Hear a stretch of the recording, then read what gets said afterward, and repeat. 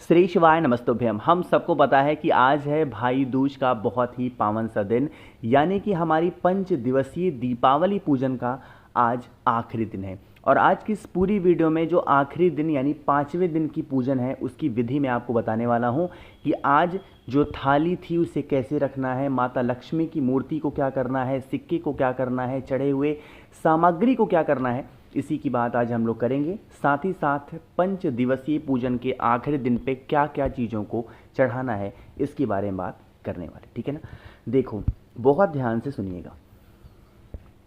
आज कौन सी पूजन है? भाई दूज की। आपने धनतेरस की पूजन की, आपने छोटी दीपावली की, आपने दीपावली की भी की और आपने साथ ही साथ गोवर्धन पूजा की भी पूजन की होगी। आज भाई दूज की इस पूजन पे थाली आपको एज सच जैसे आप लोगों ने धनतेरस पे तैयार किया, जैसे आप लोगों ने छोटी दीपावली पे तैयार किया, जैसे डेली तैयार किया है वैसे ही तैयार करना, ठीक।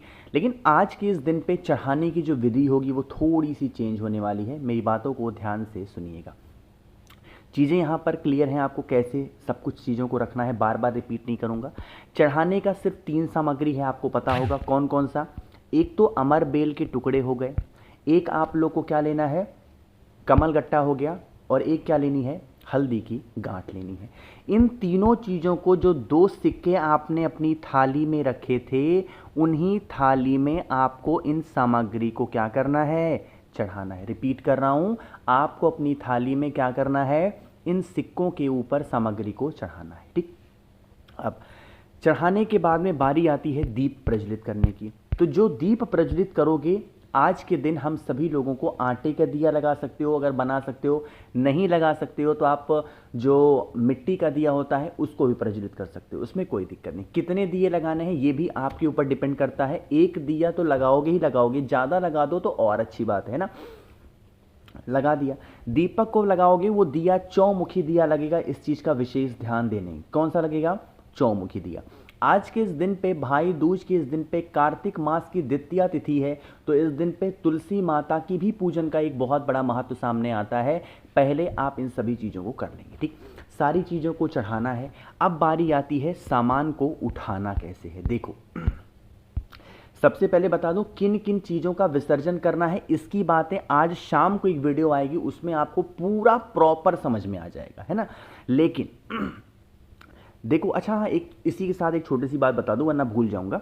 कुछ लोग कमेंट कर रहे थे भैया भाई दूज की जो मतलब पूजन होती है वो तो मॉर्निंग के टाइम होती है, सुबह के टाइम होती है, तो ये शाम को क्या। देखो जो भाई दूज की पूजन होगी, आप अपने भाई को तिलक लगाओगे, टीका लगाओगे, है ना, हाथों में कलावा बांधोगे, कलम की पूजा करोगे, दवात की पूजा करोगे, चित्रगुप्त भगवान की पूजा करोगे, ये तो मॉर्निंग में होता है ना, बिल्कुल होता है। लेकिन ये जो भाई दूज की माता लक्ष्मी की पूजन होगी ये शाम के टाइम पे प्रदोष काल में ही होगी, ये सुबह के टाइम नहीं होगी, इस चीज़ का ध्यान रखिएगा, है ना। प्रॉपर समझ में आया। अब क्या करना है, सब कुछ जला दिया, दीपक जला दिया, सब कुछ। अब जो दिया आपने चौमुखी जलाया है उसे अपने घर के मेन गेट के बाहर बिल्कुल बीचों बीच में ले जाकर के रख देना। पहला काम यहां पर समझ लो, जो दीप जलाया है आपने उस दीपक को अपने घर के मेन गेट के बाहर बिल्कुल बीचों बीच में रखना। दूसरा काम करना है, अब आती है बारी प्रार्थना करने की, ठीक। देखो जो 2 सिक्के होंगे और आपने आज के दिन एक कमल गट्टा, एक अमरबेल के टुकड़े और एक हल्दी की गांठ, अगर अमरबेल नहीं मिल रहा कोई भी अनाज का दाना इस्तेमाल कर सकते हो।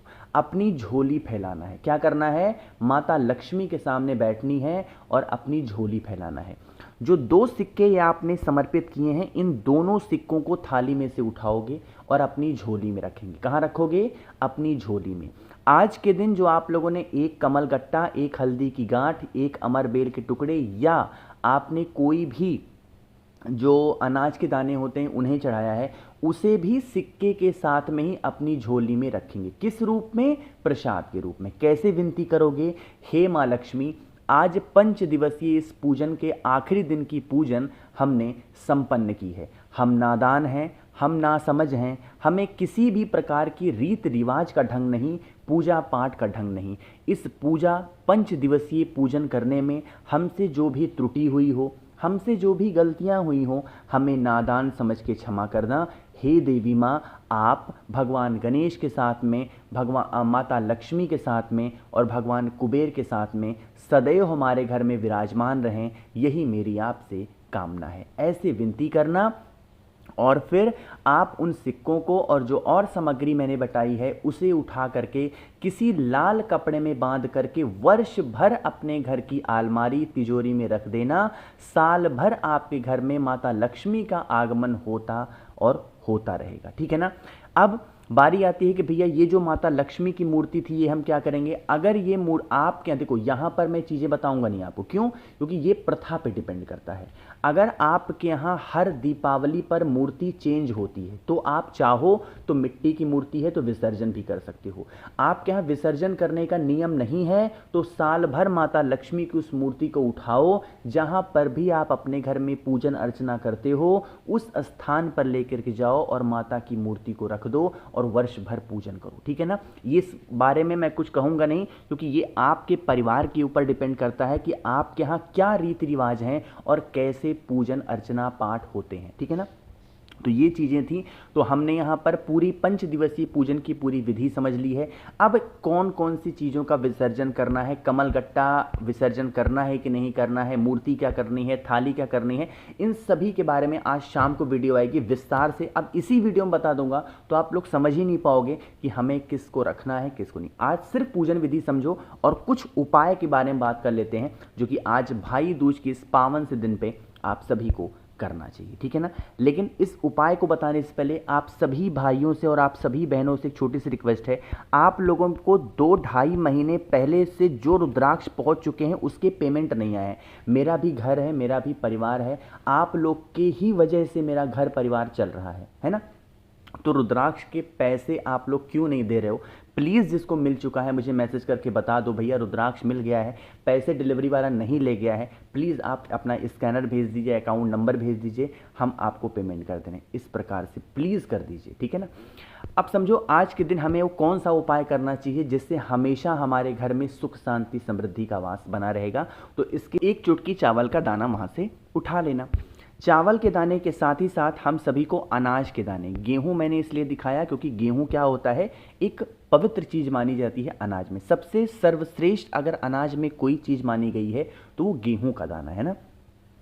1 चुटकी चावल और 1 चुटकी अनाज का कोई भी दाना, गेहूं हो, बाजरा हो, मूंग हो, कोई भी, हाथों में लेकर के मैंने अभी भी आपसे कहा है कि भाई दूज के दिन यानी कि 5 दिवसीय पूजन के दिन जो आखिरी पूजन होती है उसमें माता तुलसी का भी पूजन करना अनिवार्य है।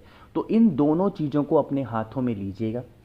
जो भी पौधा आपके घर में माता तुलसी का लगा हुआ है, अगर आपके घर में माता तुलसी का पौधा नहीं है तो आप इस उपाय को नहीं कर सकते हो, इस चीज़ का ध्यान रखिएगा।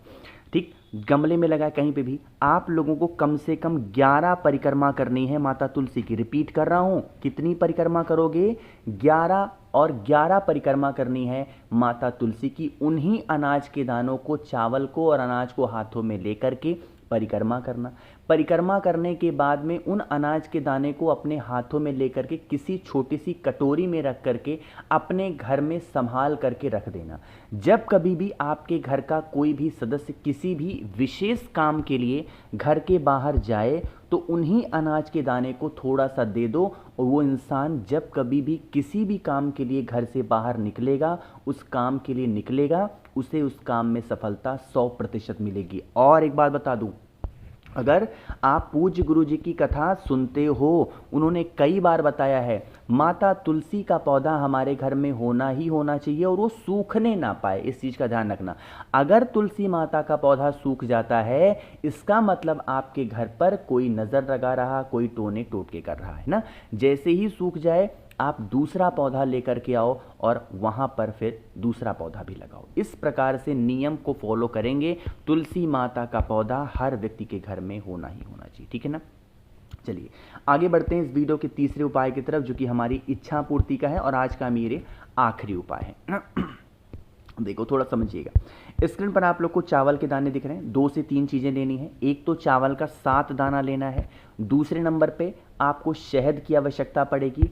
तीसरे नंबर पे बेलपत्र। जो शहद अभी अभी मैंने आपको दिखाया है, उस शहद को बेलपत्र के बड़े वाले पत्ते पे जैसे मैंने लगाया आपको भी लगाना है, और शहद के ऊपर ही चावल के जो 7 दाने थे उन 7 दाने को लाइन से चिपका देना। किसका स्मरण करना है?